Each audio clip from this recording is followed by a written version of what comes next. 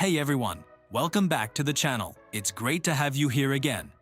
Today, we're diving into a topic that quietly shapes your decisions, your impulses, your desires, and even the way you see yourself. We're talking about the hidden sales trick that makes you buy. The subtle psychological mechanism that companies, marketers, influencers, and even everyday people use to guide your choices without you ever noticing. It's not the loud, obvious kind of persuasion. It's not the flashy advertisement or the aggressive salesperson. It's the quiet, invisible force that slips into your mind and makes you believe that the decision was entirely your own. And once you understand how it works, you'll start seeing it everywhere. In stores, online, in conversations, on social media, in the way products are presented, and even in the way people talk to you. This hidden trick is powerful because it doesn't feel like manipulation. It feels like desire. It feels like intuition. It feels like you. But it isn't. It's a carefully engineered psychological pathway designed to lead you to one outcome: buying. To understand this hidden trick, we need to start with something fundamental about human psychology. People don't buy products. They buy feelings. They buy identity. They buy the version of themselves they imagine they'll become once they own something. And the most effective sales trick in the world does not try to convince you that a product is good. It tries to convince you that you will be better with it, that you'll be more confident, more attractive, more respected, more successful, more organized, more fulfilled. The trick works because it bypasses logic and speaks directly to your sense of self. It doesn't say, "This product is amazing." It says, "You will be amazing." And that's where the real manipulation begins. Identity-based persuasion is the foundation of this trick. It is the art of making you believe that buying something is not just a choice. It is a reflection of who you are. Instead of selling you a phone, they sell you the idea of being someone who is productive, stylish, and ahead of the curve. Instead of selling you clothes, they sell you the idea of being someone who is confident, desirable, and socially accepted. Instead of selling you a car, they sell you the idea of being someone who is powerful, successful, or adventurous. And once your identity is involved, the decision is no longer rational. It becomes emotional. It becomes personal. It becomes inevitable. This trick shows up in subtle ways. Think about how products are marketed. You rarely see an ad that says, "This is a good product." Instead, you see people who look confident, happy, admired, or fulfilled. You see someone living the life you want to live. And the message is never spoken directly, but it's always there. If you buy this, you can be like them. The trick works because humans are wired to imitate. We learn by copying.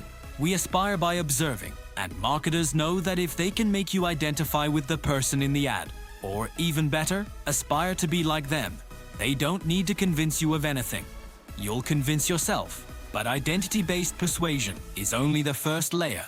The deeper layer, the one that truly makes this trick so powerful, is something called persuasion. This is the art of shaping your mindset before the message even arrives. It's not about what they tell you. It's about what they make you feel before they tell you anything at all. For example, a store might play certain music to make you feel relaxed, nostalgic, or energized. They might use specific lighting to make products look more appealing. They might arrange items in a way that makes you feel like you're discovering something special. They might use scents that trigger emotional memories. All of this happens before you even look at a product. And by the time you do, your mind is already primed to want it. Online, persuasion works differently. It might be the layout of a website, the color of a button, the wording of a headline, the placement of a countdown timer, or the appearance of a limited stock message. It might be the way influencers talk about a product, not by describing it, but by describing how it made them feel. It might be the way a brand presents itself as part of a lifestyle, a movement, or a community. Before you even think about buying, your brain is already being guided toward a specific emotional state, one that makes you more likely to say yes. Anchoring is another layer of the trick. Anchoring is the psychological phenomenon where the first piece of information you see becomes the reference point for everything that follows. For example, if a product is shown at a high price first and then you see a discount, your brain interprets the discount as a gain, even if the discounted price is still high.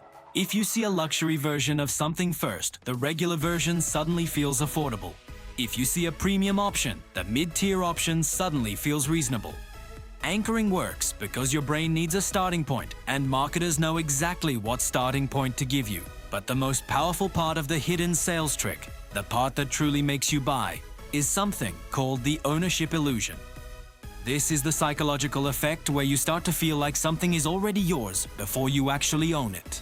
This happens when you imagine yourself using a product, when you picture how it would fit into your life, when you visualize the benefits, or when you interact with it in any way. Stores encourage this by letting you touch items, try them on, test them, or personalize them. Online stores encourage it by showing you lifestyle images, interactive previews, or customization options. The moment your brain starts to imagine ownership, the decision shifts from "should I buy this?"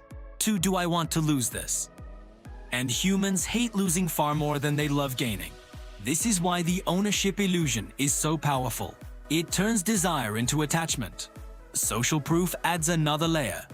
Humans are social creatures, and we look to others to determine what is valuable, what is desirable, and what is safe.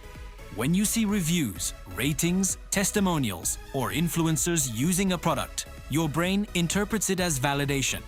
You think, if so many people like this, it must be good. But what you don't realize is that social proof is often engineered. Reviews can be curated, testimonials can be scripted, influencers can be paid, popularity can be manufactured. And once you believe that everyone else wants something, you start wanting it too. Not because you need it, but because you don't want to be left out. Scarcity is another layer of the trick. When something appears limited, limited stock, limited time, limited edition, your brain interprets it as more valuable. Scarcity triggers urgency. It makes you feel like you need to act quickly or you'll miss out. And when urgency kicks in, rational thinking shuts down. You stop comparing options. You stop questioning the price. You stop thinking about whether you actually need the product. You just buy. Scarcity works because it taps into a primal fear, the fear of missing out on something important. And marketers know exactly how to trigger that fear. But the deepest part of the hidden sales trick, the part that truly makes it so effective, is the way it blends all these psychological mechanisms into one seamless experience. It's not one trick. It's a combination of identity, emotion, persuasion, anchoring, ownership illusion, social proof, scarcity, and subtle environmental cues. It's a carefully orchestrated psychological journey designed to make you feel like buying is the natural, obvious, inevitable choice. And the most powerful part is that you never notice it happening. You think you're making a rational decision. You think you're choosing freely. You think you're in control. But the truth is, the decision was shaped long before you made it. And once you understand this, you start seeing the patterns everywhere. You start noticing how stores are designed to guide your emotions. You start noticing how ads are crafted to shape your identity. You start noticing how websites use colors, layouts, and wording to influence your behavior. You start noticing how influencers subtly frame their experiences to make you want what they have. You start noticing how scarcity, urgency, and social proof are used to push you toward a decision. And once you see it, you can't unsee it. You begin to understand that the world around you is not neutral. It's engineered, it's intentional, it's psychological, but awareness is power. When you understand the hidden sales trick, you can step back and ask yourself important questions. Do I actually want this? Is this desire coming from me, or is it being created for me? Am I buying the product, or am I buying the feeling? Am I making a choice, or am I being guided? These questions break the spell. They give you back your autonomy. They allow you to make decisions based on your true needs, not your engineered desires. And the more you practice this awareness, the stronger it becomes. You start recognizing when your emotions are being manipulated. You start noticing when your identity is being targeted. You start seeing through the illusions of scarcity, urgency, and social proof. You start understanding that wanting something doesn't mean you need it, and slowly you reclaim control over your choices. This hidden sales trick is powerful, but it's not invincible. Once you understand it, once you see how it works, you can step outside of it. You can observe it instead of being influenced by it. You can choose instead of being guided. You can buy when you truly want something, not when someone wants you to want it. And with that, we're wrapping up today's deep dive. If you enjoyed this video, make sure to hit that like button, subscribe to the channel, and turn on notifications so you never miss our next exploration into the mind. Share your thoughts in the comments. Tell us which mind trick resonated with you the most, or which one you want to learn more about. Thanks for spending this time with me. Stay curious, stay aware, and I'll see you in the next one.